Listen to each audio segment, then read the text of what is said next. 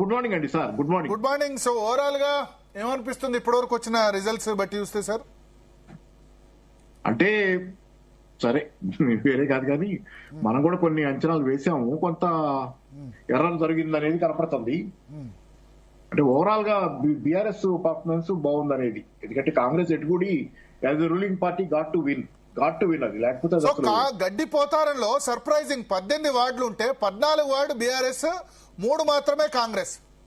అదే నేను అంటే గడ్డిపోతారం మున్సిపాలిటీ సర్ప్రైజింగ్ రిజల్ట్. అంటే మెదక్ జిల్లాలో మాత్రం సర్ప్రైజింగ్ కాదు నాకు అది. అందుకని నేను చెబుతున్నా, నాకు అది సర్ప్రైజింగ్ అనిపించట్లా. ఓకే, నాకు మొదటి నుంచి కూడా ఉన్న ఇదేంటంటే మామూలుగానే ఆ ఎలక్షన్ లో 2023 అసెంబ్లీ ఎలక్షన్లలో గ్రామీణ ప్రాంతాల్లో బీఆర్ఎస్ దెబ్బతింది తప్పితే హైదరాబాద్ సిటీలో దాని పర్ఫార్మెన్స్ అసలు అది మామూలు పర్ఫార్మెన్స్ కాదు. అబ్సల్యూట్ స్వీప్ అది. అంటే నగర ప్రాంతాల్లో ఓవరాల్ గా మామూలుగా బీజేపీ నగర ప్రాంతాల్లో బలంగా ఉంటుంది. కానీ తెలంగాణ పరిస్థితి వేరు. తెలంగాణలో ఒక ఉద్యమ పార్టీగా ఇప్పటికీ బీజేపీ కంటే బీఆర్ఎస్ కే ప్రయారిటీ ఇస్తున్నారు. బీజేపీ మామూలుగా నగర ప్రాంతాల్లో ఎప్పుడు బలంగానే ఉంటుంది.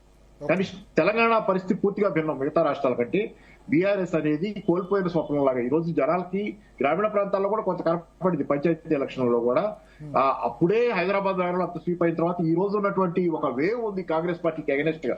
జనరల్ గా వేవ్ అంటే మనం ఏమంటాం, కాంగ్రెస్ ఓ పార్టీకి అనుకూలంగా వేవ్ ఉంది, ఈ పార్టీ స్వీప్ చేయబోతుందని. ఇప్పుడు కాంగ్రెస్ పార్టీని స్వీప్ చేసే వేవ్ ఉంది, దాని అవతలకి దోసేసే వేవ్. అంత వ్యతిరేకంగా మున్సిపాలిటీస్ 70+80 అవుట్ ఆఫ్ 116లో 70-80 కాంగ్రెస్ పార్టీదే ఆధిపత్యం కనిపిస్తుంది. అంటే అది జనరల్ గా ఉండే ఇన్కంబెన్సీ సార్ అది. ఎందుకంటే అధికారంలో ఉన్న వాళ్ళతో ఉండకపోతే ఏమవుద్దని భయం. పైగా నాయకులు కొత్తగా నేర్చుకున్నారు కదా ఒకటి.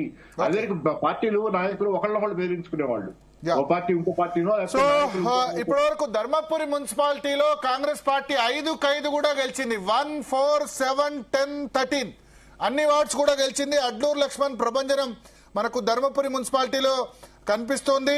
ముఖ్యంగా 7వ వార్డులో దాదాపు 269 ఓట్లు, 1వ వార్డులో 500 ఓట్ల మెజారిటీ మనకు కనిపించింది. 13వ వార్డులో ఒక 33 ఓట్ల majority. రాయకల్లో Bharatiya Janata party రాయకల్లో Congress party బోణీ చేసింది. అక్కడ కూడా జీవన్ రెడ్డి వర్సెస్ సంజయ్ నడిచిన పరిస్థితి మనకు కనిపిస్తోంది. అట్లాగే ఒక్కో రిజల్ట్ వస్తుంది. సో ఓవరాల్ గా రికార్డ్ మెజారిటీస్ వస్తున్నాయి. ఇప్పటి వరకు ఉన్న దానిలో సర్ప్రైజింగ్ గడ్డిపోతారంకి సంబంధించిన మున్సిపాలిటీ. ధర్మపురి సంబంధించి మరొకసారి రిపీట్ చేస్తాను. మొదటి వార్డు అయ్యూరి వేణుగోపాల్ కాంగ్రెస్ పార్టీ విజయం. 4వ వార్డు కొమిరెల్లి పవన్ కుమార్, 7వ వార్డు వాంకుటోతు విజయబాబు, 10వ వార్డు సంఘి ఆనంద్, 13వ వార్డు చీపురుశెట్టి రాజేష్. 5 కూడా కాంగ్రెస్ పార్టీ గెలిచిన పరిస్థితి. ఖమ్మం జిల్లాలో ఇంట్రెస్టింగ్. ఖమ్మం మధిర మున్సిపాలిటీలో కాంగ్రెస్ బలపరిచిన టీడీపీ అభ్యర్థి బోడెపూడి రేవతి 166 ఓట్ల మెజార్టీతో గెలుపొందారు. సో ఎన్డీఏలో అక్కడ టీడీపీ ఉంది, మధిర మున్సిపాలిటీలో కాంగ్రెస్ టీడీపీని బలపరిచింది. సో ఇట్లా చాలా గమ్మత్ ఈక్వేషన్స్ ఉన్నాయి. సిపిఐ అండ్ టిఆర్ఎస్ కలిసి మున్సిపల్ ఎన్నికల్లో కేతన్పల్లి చాలా చోట్ల పోటీ చేశాయి పాపారావు గారు. So CPM plus TRS Khammam జిల్లాలో కలిసి పోటీ చేసాయి అఫీషియల్ గా. అదే ఒక్క నిమిషం. లాస్ట్ టైం అసెంబ్లీ ఎలక్షన్లకు వెళ్ళేటప్పుడు కేసీఆర్ గారు తొందరపాటుతోనేదో కమ్యూనిస్టుల్ని మునుగోడులోనే కౌగిలించుకున్నారు. తర్వాత కమ్యూనిస్టుల్ని అసలు బేరసారాల్లోనే ఇబ్బంది పెట్టడం వల్ల వాళ్ళు వెళ్ళిపోయారు. ఆయనకు వచ్చిన డిఫరెన్స్ ఏదైతే టీఆర్ఎస్ ఓడిపోయిందో ఆ రోజు 1.8% లాంటిది, అది కొంత కమ్యూనిస్టులు కూడా వ్యతిరేకంగా ఉండటం వల్ల అది పోయింది ఆ ఓటు. అందుకని ఈ రోజు సరే మళ్ళీ ఇప్పుడు ఖమ్మంలో ఏమవుతుంది, అదే తప్పు కాంగ్రెస్ పార్టీ చేస్తుంది.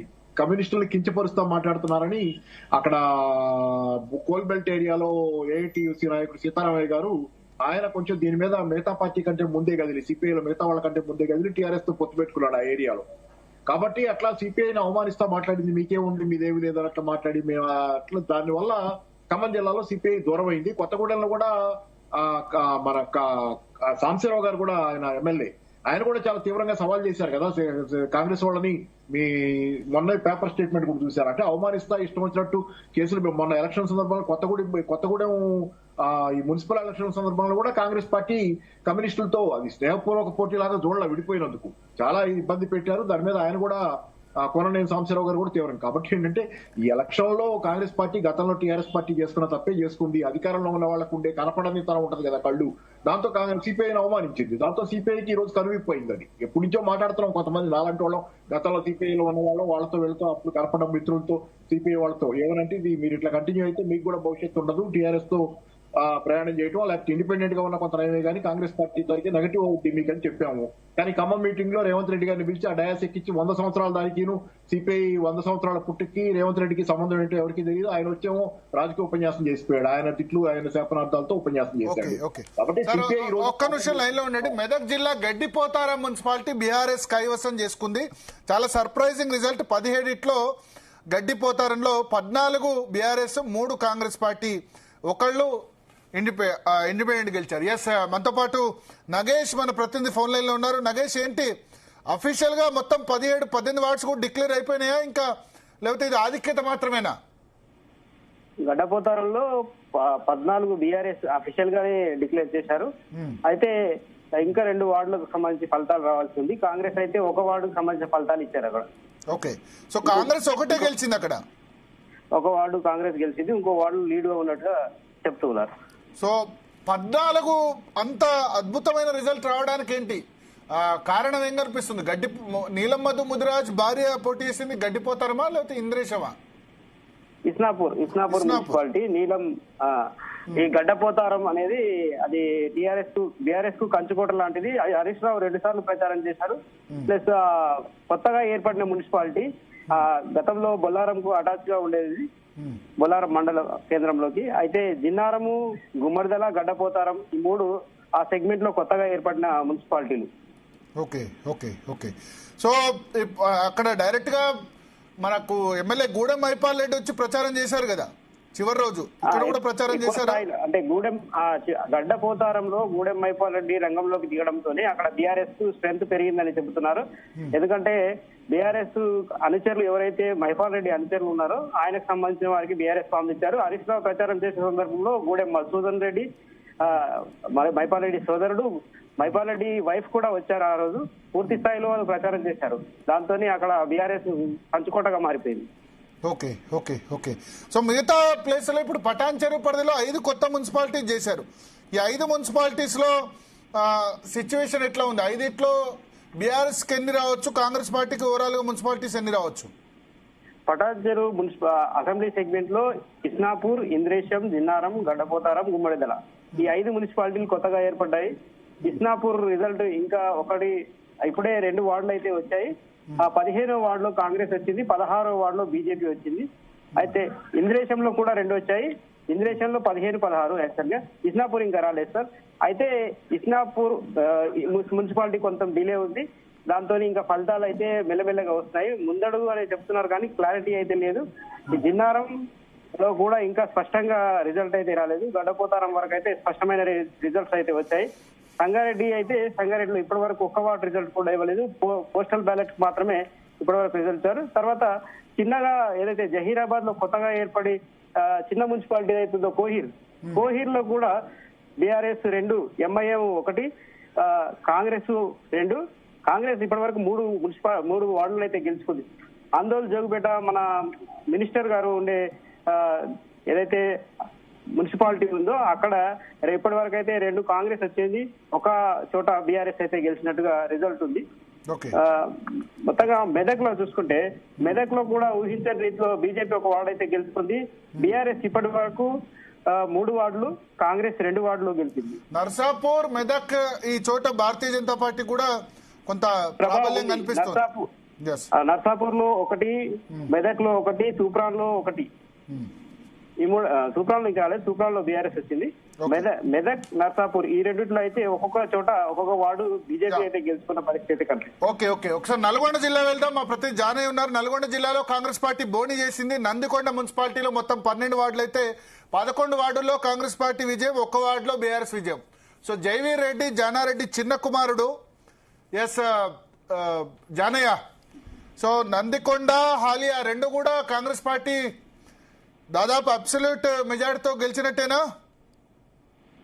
ప్రస్తుతం అయితే నందికొండ మున్సిపాలిటీకి సంబంధించి మాత్రం ఫలితాలు అయితే వచ్చిన ఫలితాలు రావడం జరిగింది. అయితే ఈ ఫలితాలకు సంబంధించి మొత్తం నందికొండకు సంబంధించి 12 వార్డులకు గాను 11 వార్డులలో కాంగ్రెస్ అభ్యర్థులు విజయం సాధించడం, ఒక్క వార్డు మాత్రమే బీఆర్ఎస్ పార్టీ అభ్యర్థి గెలుపొందడం తోటి నందికొండ మనం ముందుగా చెప్పుకున్నట్టుగానే Nandikonda municipality Congress party chairman పీఠం మాత్రం దక్కించుకుందని చెప్పొచ్చు. ఇటు హాలియా మున్సిపాలిటీకి సంబంధించి కూడా అక్కడ కూడా 12 వార్డులు ఉన్నాయి.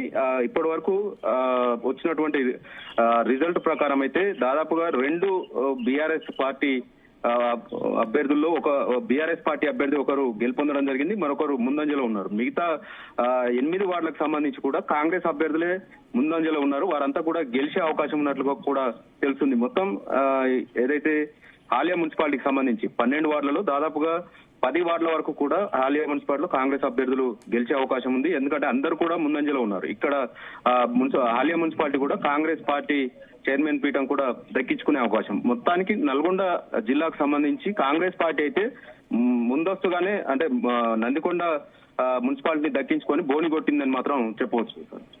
Okay okay okay okay so Adilabad నుంచి రాజు పటేల్ కూడా ఉన్నారు. రాజు పటేల్, సో ఓవరాల్ గా ఇప్పటి వరకు ఆదిలాబాద్ జిల్లాలో ఏ మున్సిపాలిటీస్ లో ఎవరెవరు ఆధిక్యంలో ఉన్నారు ఇప్పటివరకు అందిన ఫలితాల మేరకు?